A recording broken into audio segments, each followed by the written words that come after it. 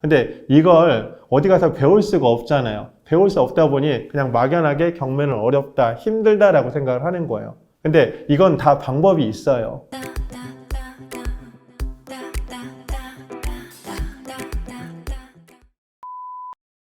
경매를 두려워하는 사람들은 과연 왜 그 경매를 두려워할까요?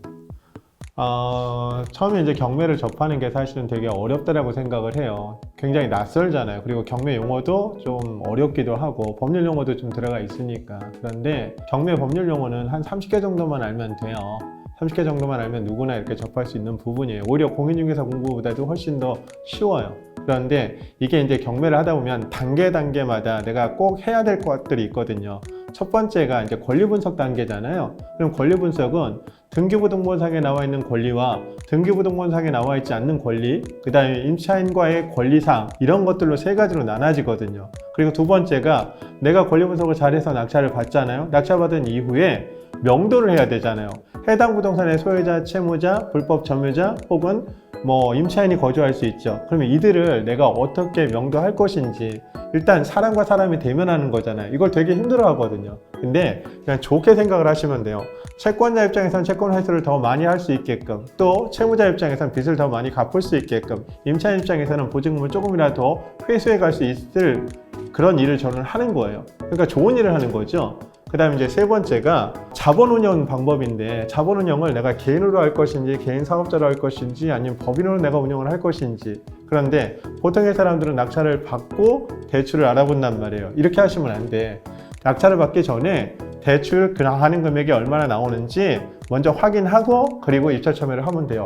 요 세 가지 파트를 좀 나눠서 분리해서 생각을 하면 아무래도 경매 접근하는데 굉장히 쉽죠. 근데 이걸 어디 가서 배울 수가 없잖아요. 배울 수 없다 보니 그냥 막연하게 경매는 어렵다, 힘들다라고 생각을 하는 거예요. 근데 이건 다 방법이 있어요. 예, 했는데도 불구하고 좀 어려워하시거나 힘들어하시는 분도 계시지 않나요? 네네. 경매를 한두 번 입찰 참여하거나 10번 이상 입찰 참여하시는 분들도 있잖아요. 근데 그분들은 약간의 특징이 좀 있는 것 같아.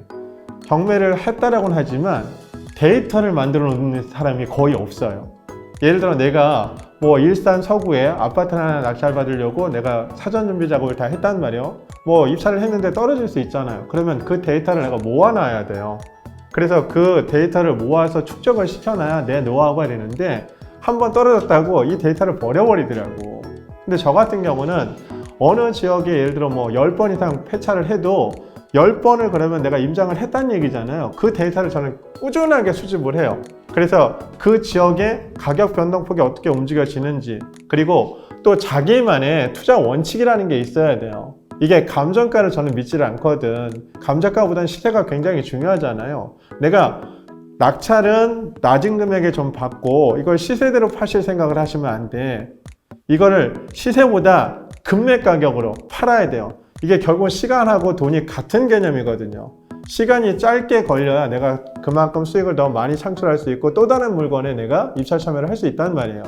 그러니까 이런 것들이 본인이 어떻게 내가 투자를 할 것이다 라는 확고한 그런 기본 틀이 잡혀 있어야 이 경매가 쉬운 거예요.